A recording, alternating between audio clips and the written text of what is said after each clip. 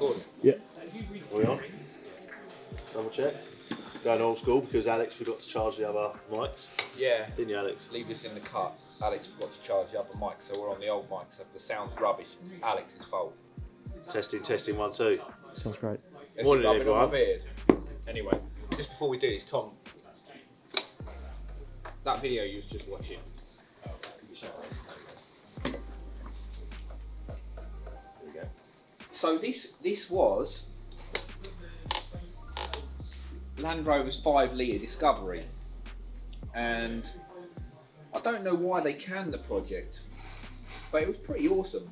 Obviously, it had 22-inch like rugged wheels, all-terrain tyres, roof light bar, which is kind of like our signature look. So I think we should Roof light bar on a disco. Yeah, why not? Put roof light. I've said it before. I'm sure Put I've a said roof it before. light on everything. Roof light bar on Cullinan. everything. Yeah. Everything. Roof light bar on the Cullinan. Something different. But no, that looks really cool. Yeah, no, it looks cool, and I think we should do something similar. Obviously, we can do a rework of our front bumper, which, you know, we can make it more rugged, different splitter, you know, that sort of element. We can get some nice intakes on there. Because obviously at the moment, you know, you're going for that sort of road look with 23s, lower profile tyres, and a more sleek look. But that's more rugged and off-road, so a little bit more Defender-like. But yeah. Yeah, well, our wheels, our 22-inch wheels, the staggered offset actually works on the disco because the back of the disco is slightly wider, so we can put our 25, 35 offset on there. We ain't done an introduction yet. What? Hello to... Oh, you're in the mood today, though. I am in the mood. Hello to everyone. Last week, This so week's obviously we're late. Urban Uncut. Yeah. Say hello to my little friend. Yeah, let's cover that off first. Let's do that first. So, yeah. huge geezer. We were fighting at the petrol pump. I managed to. Did you walk into the kitchen cupboard?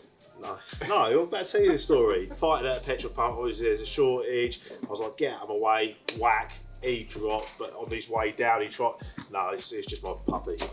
We were having a little bit of a play fight, and he managed to scratch me. So nothing really exciting. I tried to make that sound a lot more exciting than it actually was. But that's that.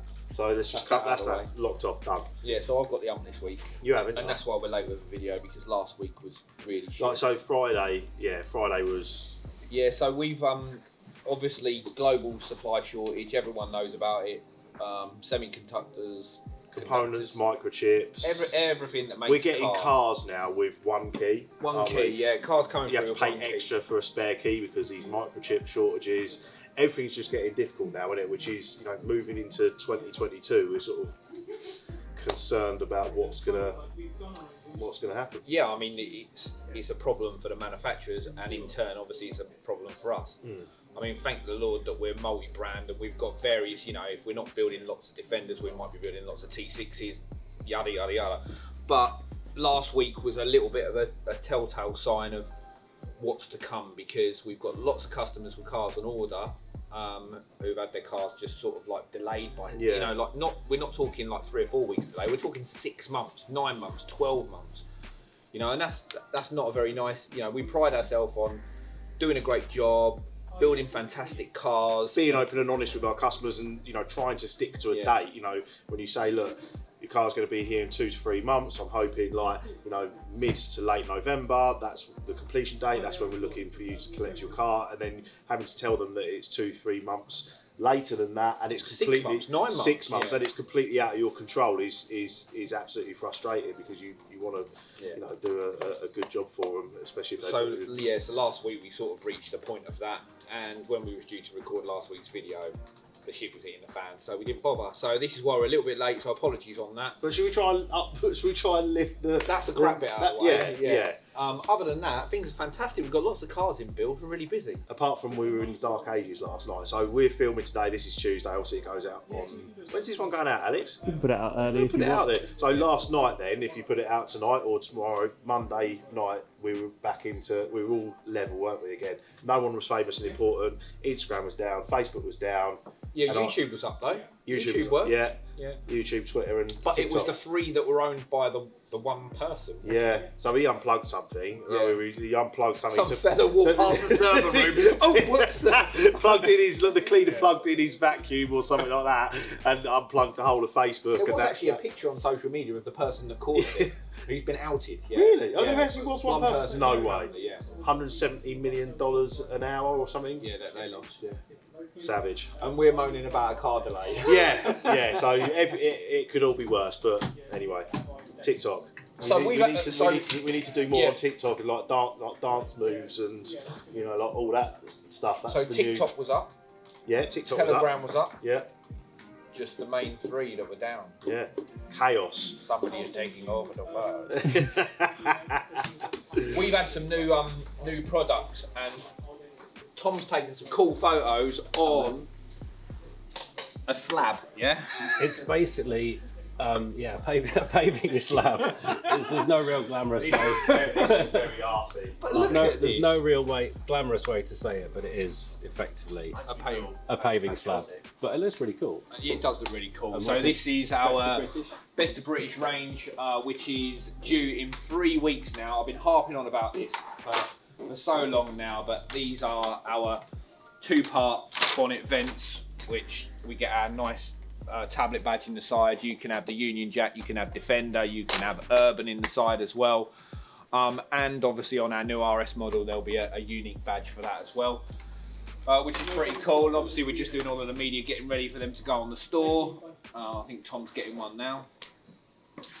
We've also got another, I don't know whether I showed you this actually, we've got another new product. There's the side vent there with the tablet badge. That's the Urban That's one. the works. Bit of Union Jack as well. There you go. We've also got this as well, new Discovery spoiler. Lovely quality, plastic injected, ABS with, again, the rear tablet badge on the back, which goes in there. So lots of new products coming out. Should we go down to the workshop and have a little recce? Yeah. So we can see what's going on. Why do I recognise this colour on an RS6 or like an Audi RS? This is close to an actual Audi colour, isn't it? Is it? I think, is there a colour? Is there an Audi colour? Anyone know? I mean, it's kind of like a Porsche colour, isn't it? Porsche Miami Blue. Yeah, I don't know why I recognise it. I'm just kind of like that vaggy sort of like. Yeah, they always look great in like flat, sort of solid colours. Well, I haven't seen one on a C8 yet, so this should look. No, this is really cool. So, obviously, we had a conversation the other day. Obviously, the main body's going in Miami Blue, but because of the black roof and the sunroof, we're obviously going to run a black floating roof through the middle and probably cut off round the corner. So come round the spoiler, so the roof will stay black. The little hockey sticks on the back will stay black as well. So like a floating roof. Yes. Nice. But you can see this colour is gonna look. That's gonna pop. And do you know what? I still love these wheels. These HF2s. I know they're really popular. You see them on a lot of cars, but they just seem to work on most cars, don't they? Yeah, it's quite difficult because obviously we've come up with like multiple designs that are quite similar to this. There's only so many ways you can do a multi-spoke wheel, and I think Vossen have set this stamp with this pattern. And we've obviously got our NDS1, our UV1. They're all renditions of how you do that. But yeah, as soon as you've got a bit of dish on the back, the super deeps on the back of this car, which will obviously show you when this car's finished, look fantastic, especially with the carbon kit, seals, and the rear spoiler.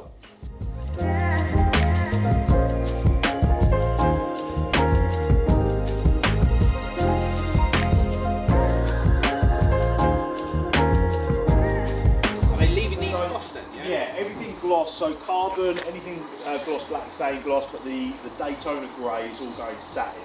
So I think that's going to look really, really mean, especially as you've got the satin HF5s as well. But look at the concavity on the rear wheel of these. That's what I meant about the super deep on the back. That's the difference with so many aftermarket wheel programs. You get one face and one face only. Yeah. Whereas because Vossen have invested in multiple like sort of castings, you've got flat face, deep, and then super deep. Yeah. So the rear wheel gets you that dish on. Unfortunately, you can't get it on the front because of the calipers, but you know, the stance of the car just looks absolutely amazing. Yeah, stupendous, my friend. Stupendous. I'm looking forward to seeing this one done in satin. I think that's going to look really cool. Yeah, and obviously Nero Urus just ready for its clean.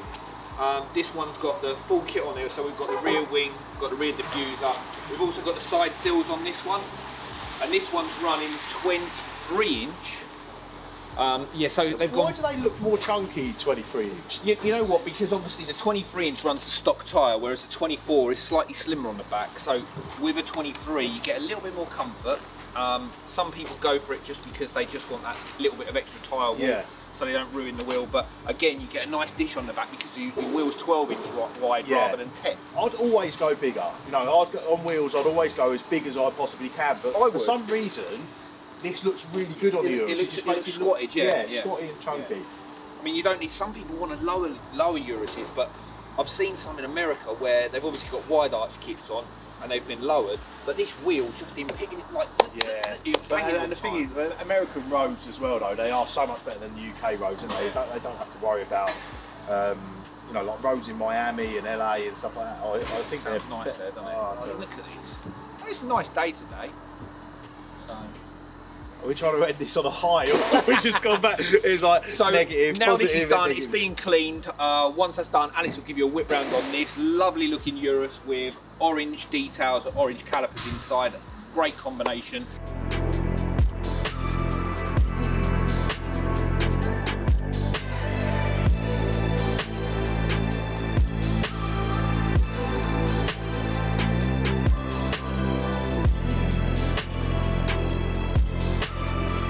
This is the mould for the new List F-Pace facelift. You can see the mould's made out of solid carbon. You can see from the inside of the mould, if I lift it up, obviously this is how we make a bumper. So inside, everything's laid up. You've got your trim lines around here for the intakes, which you can see up there.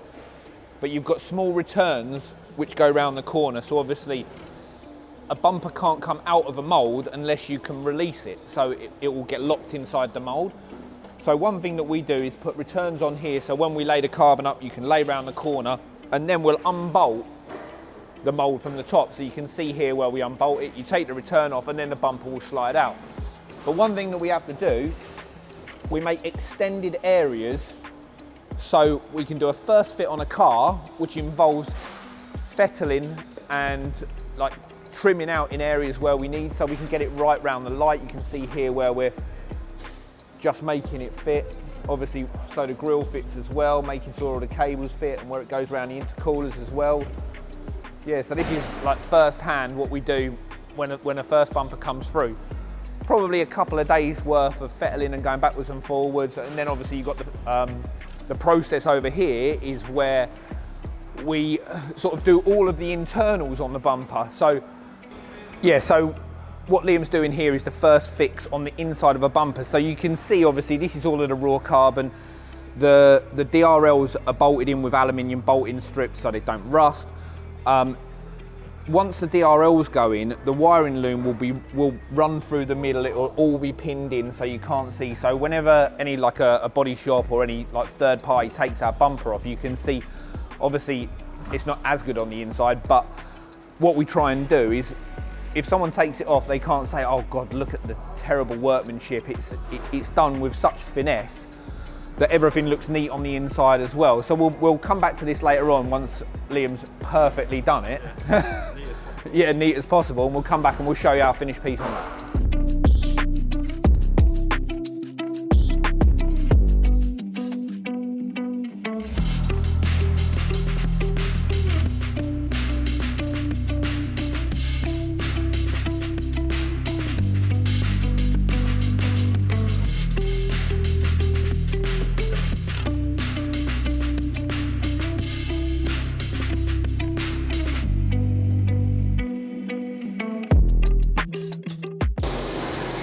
That was R&D stuff, wasn't it? See how I just wandered off because he started talking about R&D stuff. I know people were here for it. It just bores me. What are you saying? You see that I just went off for like 5 minutes there because you were doing R&D stuff. Yeah, but the thing is though, I know it's part of the process and I should really be more interested in. People do like it. I know. But what do you want to see? Do you want to see more in-depth around the builds? Do you want to see us being idiots all the time? I don't think that's cool. Idiots. I don't think we're being idiots. I'm in a better mood now, and now we've done a bit of recording. Now you're calling me an idiot. What? No, I'm just saying now you're in a better mood. No, amongst the market doom and gloom, obviously everything is fantastic here. We've got so many cars in build. We're so busy, and I feel truly blessed that we are so busy. It's a good problem to have. It's a fantastic problem to have. Obviously, managing customers' expectations and some vehicles being extended or cancelled is not great news for any business. But as you can see, it's still mental busy here. With regards to content, we want to know what you guys want to see. Do you want to see more in-depth in the build? Do you want to see the process from beginning to end? Do you want to see how we make carbon? Do you want to see the used car site? Give us some ideas. Tell us what you want to see on our weekly videos. So we talk about R&D. So I know we just closed off this week's video, but Grandad's just turned up. This is my granddad. Morning. Watch yourself, Grandad. We're trying to run him over. Don't let me get run over. So this is. We're not video on it. Yeah. So we had a conversation. We had a conversation last week that Damien is fantastic at dressing some of the most amazing cars in the. Like he's the 3D genius brain behind my upfront genius brain. Look at the Audi RS6. Look, I think that's one of the coolest cars, and it was designed by this. Last week he turned up in what can only be described as he got dressed in the dark basically, and he's obviously put an effort in, but I think his wife dressed him today. Do you like my shoes? Look very smart, mate. It's smart today. It's nice. Big barber. I wasn't allowed to leave the house. Really? Yeah. What's happened to your face? Holly, basically, yeah. Really? Yeah, it's a bit of a touchy subject that we shouldn't be talking about on camera. Oh dear. Oh dear! On that note, guys, we're going to wrap this up. We'll see you next week.